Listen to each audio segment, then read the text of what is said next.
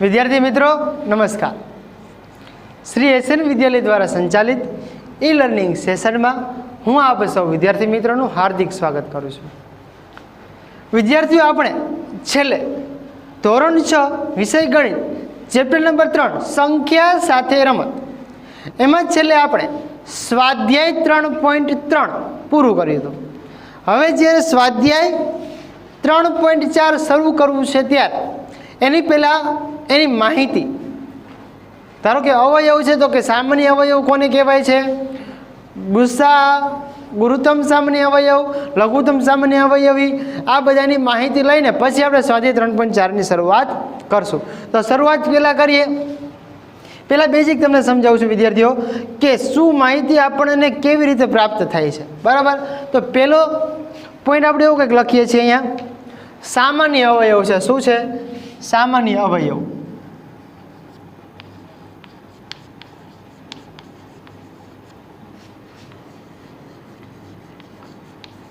सामान्य अवयव विद्यार्थीओ छे आपणी माटे।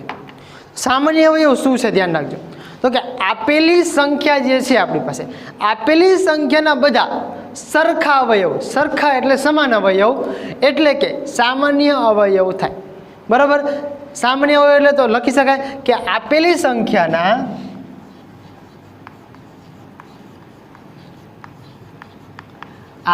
संख्याना जे संख्या आपी है एना ज अवयव लेवाना।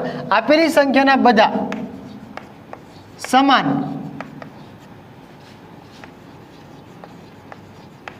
समान अवयव एटले के सरखा जेटला अवयव मळे छे समान अवयव समान अवयव एटले शुं थाय तो के सामान्य अवयव।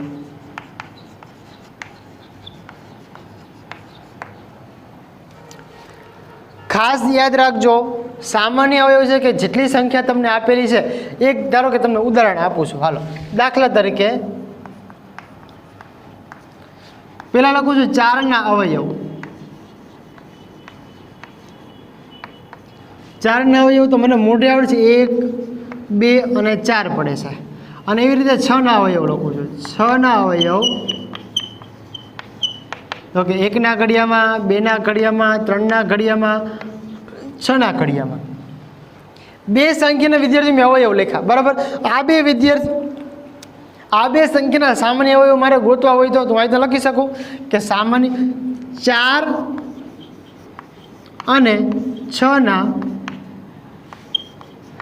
सामान्य अवयव। बराबर। तो जो तो 1, 2, 1 અને 2 बाकी कई संख्या तो सामान्य अवयव कया थाय? 1 અને 2। आ जो सरखू समझो, सरखू ध्यान आपजो। स्वाध्याय 3.4 ની अंदर सामान्य अवयव थी ज शरूआत थाय छे। बराबर। 1-2 दाखला हूँ कराईश, बाकी तमने आवड़शे ए 100%।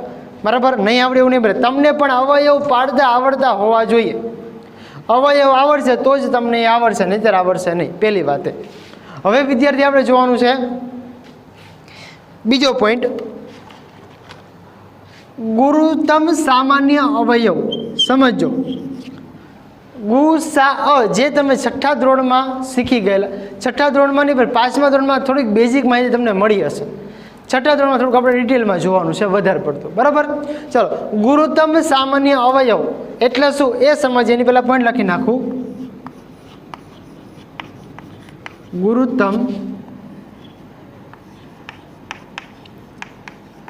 सामान्य अवयव।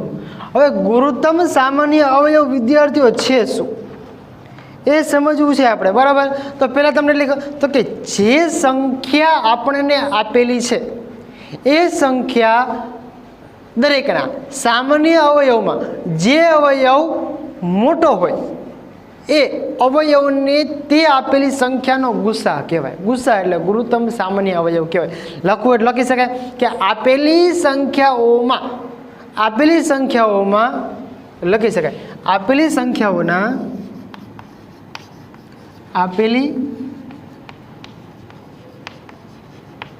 સંખ્યાઓના सामान्य अवयवमां સામાન્ય અવયવ તમને શોધતા આવડે, સામાન્ય અવયવ તમે આ ઉપર શીખા.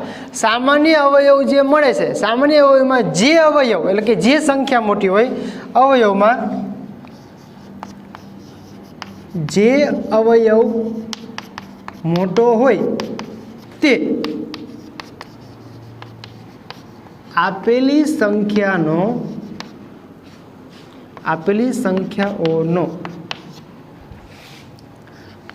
ગુરુત્તમ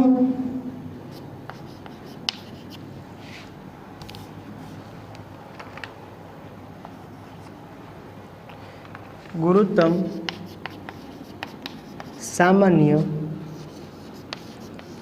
અવયવ કહેવાય અથવા છે. જે સંખ્યા આપણને આપેલી છે એ સંખ્યાના દરેકના સામાન્ય અવયવમાંથી જે અવયવ મોટો હોય એ અવયવ તે આપેલી સંખ્યાનો સૌથી મોટો એટલે કે ગુરુત્તમ સામાન્ય અવયવ કહેવાય છે. હવે વિદ્યાર્થી આપણે એક દાખલા તરીકે જોઈએ. દાખલા તરીકે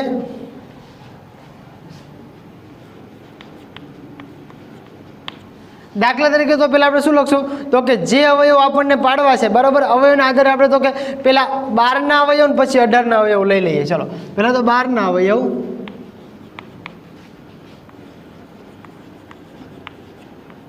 પછી લઈ લઈશું 18ના અવયવ.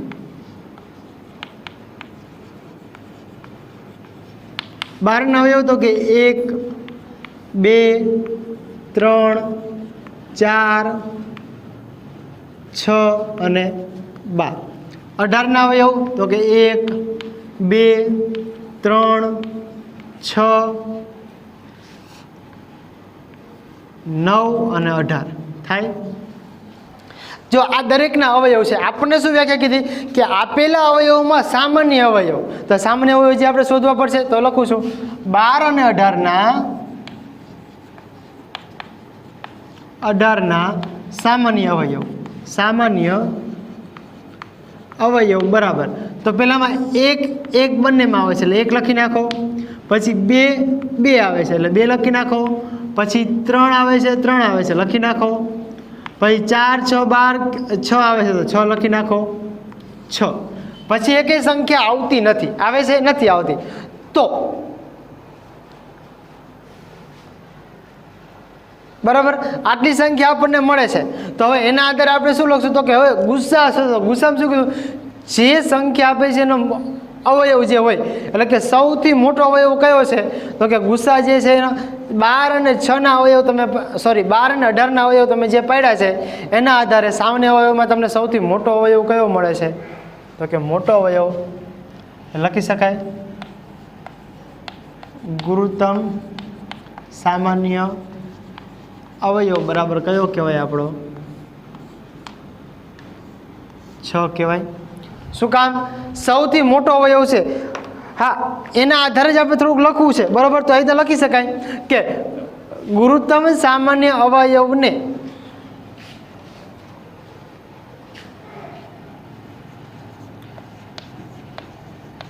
ગુરુત્તમ સામાન્ય અવયવને ગુસાઅ વડે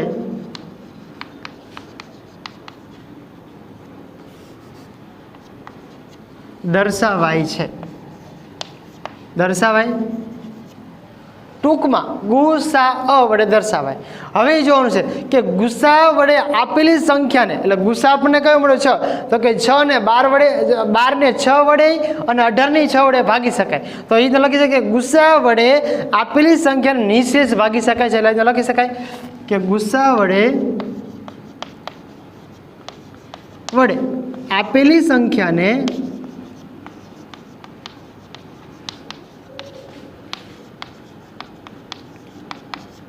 નિશેષ ભાગી શકાય છે. જો સમજો ગુરુત્તમ સામાન્ય અવયવ એટલે કે ગુસા વડે દર્શાવાય છે. ગુસા વડે આપેલી સંખ્યાને નિશેષ ભાગી શકાય છે. बराबर। बीजो पॉइंट के दरेक संख्या ने सौथी नानो अवयव एक होय ने होय એટલે એ પાછો લખી શકાય કે દરેક સંખ્યા ને સૌથી નાનો અવયવ એક છે, એક હોય છે। बराबर। जो थियरी खास याद रखो, थियरी बधे तमारे आगळना स्वाध्यायमां कां तो खरा खोटा तरीके कां तो प्रश्न जवाब तरीके दरेक में पूछाशे एटले आवशे आगळना स्वाध्यायमां। बराबर। एना पछी दरेक संख्या सौथी नानो अवयव एक छे आपणे खबर पड़ी गई। एना पछी आपणे जोईए तो के बे के तेथी वधु, बे अथवा तो तेनाथी वधारे परस्पर अविभाज्य। हवे विभाज्य अने अविभाज्य तमे आगळ थोड़ाक शीखी गया। बराबर। संख्याओनो गुस्सा एक ज मळे एटલું याद राखो। એટલે લખી શકાય બે કે તેથી વધુ પરસ્पर अविभाज्य संख्याओनो गुस्सा एक ज मळे। याद राखजो गुस्सा केटलो मळे एक ज मळे। बीजो पॉइंट के सौथी एटले के बे के तेथी वधु संख्याओनो माटे संख्याओ माटे सौथी नानो सामान्य अवयव सौथी नानानी वात करी। अहींया तो आपणे लख्युं छे दरेकनो पण आपणे गुस्सानी वात नथी करी। बराबर। એટલે એને લખી શકાય બે કે તેથી વધુ, બે કે તેથી વધુ કોની માટે તો કે સંખ્યાઓ માટે, સંખ્યાઓ માટે સૌથી કેવો તો કે સૌથી નાનો સામાન્ય અવયવ, સૌથી નાનો સામાન્ય અવયવ एक है। आ बधे बधा पॉइंट विद्यार्थीओ गुस्साना छे એટલે खास याद रखजो। दरेक वखते तमारा काम में आवशे आवशे ने आवशे ज। बराबर। एना पछी गुस्सा ए કેટલા અંકની તો કે ગુસ્સા એ આપેલ જેટલા અંક છે બરાબર ગુસ્સા એ આપેલ અંકનો સંખ્યાનો આપેલ બધી સંખ્યાનો સૌથી મોટામાં મોટો અવયવ કેવો કહેવાય તો કે સામાન્ય અવયવ છે। બરાબર। ગુસ્સા એ લોકો લખે કે ગુસ્સા એ આપેલ દરેક સંખ્યાનો અથવા તો આપેલ બધી સંખ્યાઓનો માટે મોટામાં મોટો સામાન્ય અવયવ છે। એટલે લખી શકાય કે ગુસ્સા લખી છે ને ખબર પડશે ગુસ્સા એ આપેલ બધી સંખ્યાઓનો મોટામાં મોટો અવયવ છે। લખી શકાય એવી રીતે।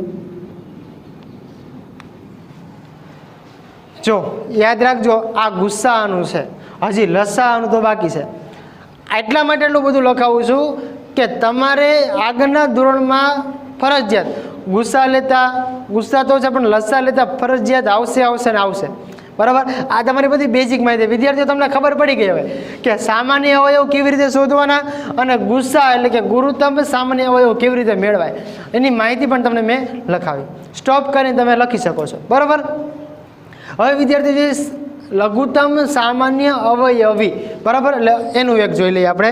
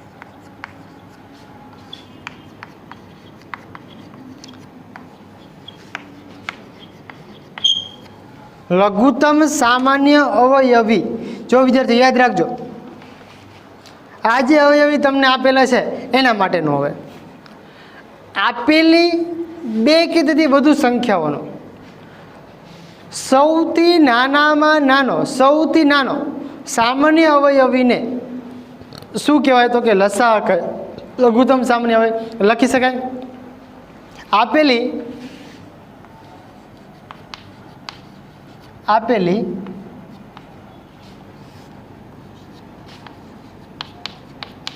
બે કે તેથી વધુ સંખ્યાઓનો ગુરુત્તમમાં જેવી રીતે તમે જોયું, ગુસામાં એવી રીતે આપેલી સૌથી બે કે તેથી વધુ સંખ્યાઓનો સૌથી નાનો અવયવ, બરાબર? એટલે લખી શકે સંખ્યાઓનો સૌથી નાનો સામાન્ય અવયવ એ શું છે? તો કે આપેલી સંખ્યાઓનો અવયવને શું કહેવાય? તો કે લઘુત્તમ સામાન્ય અવયવી કહે છે.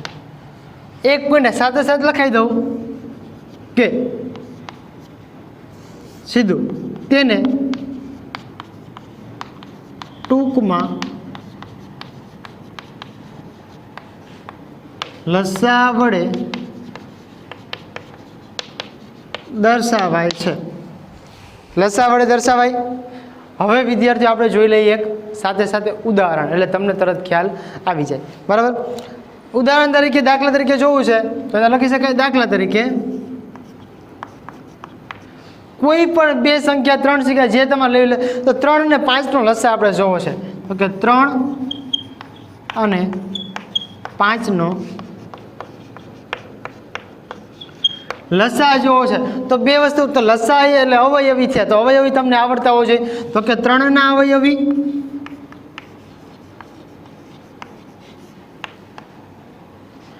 ત્રણ દુ 6, 3 તરી 9, 3 ચોક 12, 3 પંચો 15, 3 છક 18, 3 સત્તુ 21, 3 8 24, 3 9 27, 3 દાન 30. અવયવ છે એ અવયવી છે એ અસંખ્ય અનંત સુધી હોય એટલે આપણે પાછા ડેશ ડેશ કર્યા. હવે લખીએ છીએ વિદ્યાર્થીઓ 5 ના અવયવી.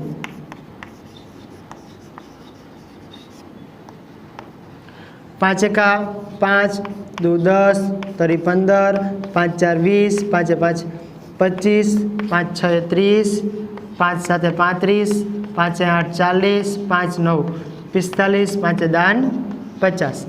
વિદ્યાર્થી આ છે ને આપણે ઘડીઓ જોઈ છે, મેં તમને કીધું હતું અવયવ ને અવયવ જ્યારે સમજાવ્યું ને ત્યારે, બરાબર? હવે આમાંથી આપણે જોવું છે સામાન્ય અવયવ. સામાન્ય અવયવી જોવા માટે તો લખવું પડે કે સામાન્ય અવયવી બરાબર. જો તો બંનેમાંથી સામાન્ય કયા કયા નીકળે? તો 3 3 નથી, 6 6 નથી, 9 9 12 15 છે, 15 છે. તો 15 અહીંયા 15 છે તો લખો 15. પછી બીજો અવયવી તો કે 18 18 નથી, 21 21 નથી, છેલ્લે એક વધે છે 30 30 છે. જો આપણને એવું કંઈ કીધું નથી કે આટલા સુધી તમારે લેવાનું છે, પણ આપણે બે મળે છે 10 10 સુધી મળે બે સંખ્યા આપણે લઈ લીધી, બરાબર? હવે આ બંનેમાંથી લસા એટલે લઘુત્તમ સામાન્ય અવયવી. લસા એટલે સૌથી નાનો હોય, સામાન્ય અવયવમાં સૌથી નાનો હોય આપણો લસા કહેવાય. તો નાની કઈ સંખ્યા છે? 15 છે. એટલે શું લખવાનું? લસા બરાબર 15. આ આપણો જવાબ. સંખ્યા આધારિત, થિયરી આધારિત તમે જોશો વિદ્યાર્થી સાવ સહેલું થઈ જશે, તરત ખબર પડી જશે, બરાબર? એમાં વિદ્યાર્થી આપણે થોડાક પોઈન્ટ લખી લઈ પાછા. શું? તો કે બે કે તેથી વધારે અવિભાજ્ય સંખ્યાઓનો લસા બે સંખ્યાઓના ગુણાકારથી જ મળતી સંખ્યા છે, બરાબર? બે કે તેથી વધુ એટલે લખી શકાય આવી રીતના, બે કે તેથી વધુ. જેમ તમે ગુસ્સામાં લખો પરસ્પર અવિભાજ્ય એ રીતના લખો, બરાબર? આમાં શું લખવાનું? બે કે તેથી વધુ અવિભાજ્ય સંખ્યાઓનો અવિભાજ્ય સંખ્યાઓનો શું વાત છે કે લસા લસા જ્યારે મળે છે ત્યારે સંખ્યાઓનો લસા કોના દ્વારા મળે તો કે એટલું યાદ રાખવાનું લસા એ બે સંખ્યાઓના ગુણાકારથી એટલે લખી શકાય બે સંખ્યાઓના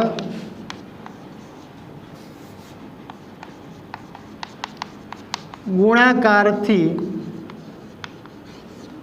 મળતી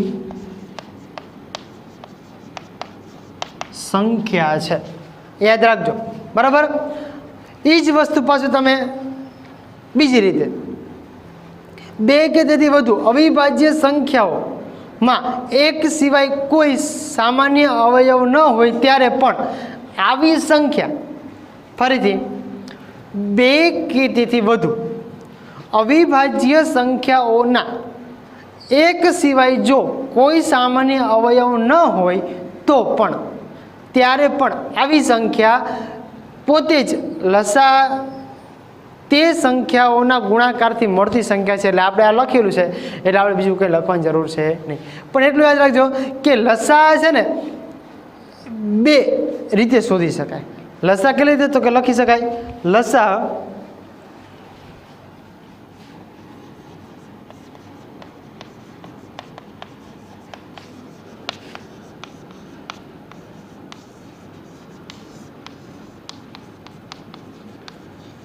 બે રીતે મેળવી શકાય તો કે પહેલી રીત કઈ પહેલી રીતે વિદ્યાર્થીઓ આવે છે કે અવયવની યાદીની રીતે લખી શકાય અવયવની યાદીની રીતે અને બીજું છે ભાગાકારની રીતે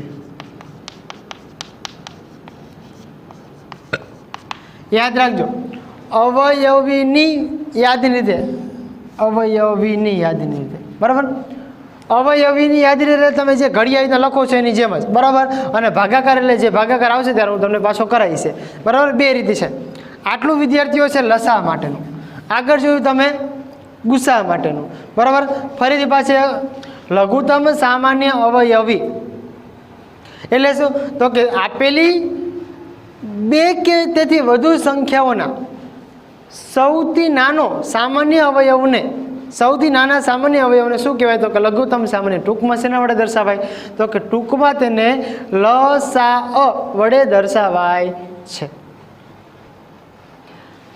એક ઉદાહરણ આપ્યું છે બે પોઈન્ટ લખાયા છે બંને પોઈન્ટ યાદ રાખજો પરીક્ષામાં આવશે આગળ સ્વાધ્યાયમાં પણ આવશે બરાબર હવે વિદ્યાર્થીઓ આપણે સ્વાધ્યાય જે વાત કરી તેમ સ્વાધ્યાય 3.4 શરૂ કરવાનું છે તે આપણે સ્વાધ્યાય આખું 3.4 એ આગળના લેક્ચરની અંદર જોઈશું ત્યાં સુધી તમારે આનું રીડિંગ કરવાનું છે અથવા લખીને તમે કરશો એક બે વાર તો પણ ચાલશે સામાન્ય અવયવ ગુરુત્તમ સામાન્ય અવયવ લઘુત્તમ સામાન્ય અવયવી આ ત્રણ વસ્તુને તમારે વ્યવસ્થિત રીતે સમજી અને વિચારીને ચાલવાનું છે તો જ તમને સ્વાધ્યાય 3.4ની અંદર ખબર પડશે હવે જે વિદ્યાર્થી સ્વાધ્યાય 3.4 શરૂ કરશું એ આપણે આગળના લેક્ચરમાં જોઈશું થેન્ક યુ